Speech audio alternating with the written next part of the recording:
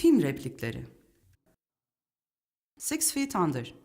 Yaşayan her şey sonsuza dek yaşar. Sadece fani bedenler yok olur. Yaşayan her şey sonsuza dek yaşar. Sadece fani bedenler yok olur. Ruhun sonu yoktur. Ebedidir. Ölümsüzdür. İlk günah elmanın yenilişi değildi. Otoritenin sorgulanması da değildi. Tanrı'ya kendi fikrini savunma şansı vermemekti. Yılanın sözlerini esas gerçek olarak kabul etmekti.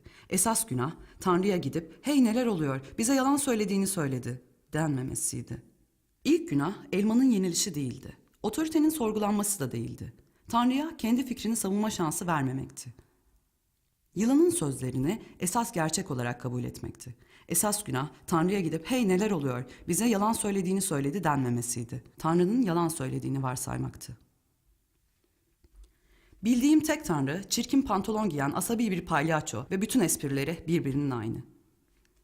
Bildiğim tek Tanrı, çirkin pantolon giyen asabi bir palyaço ve bütün esprileri birbirinin aynı.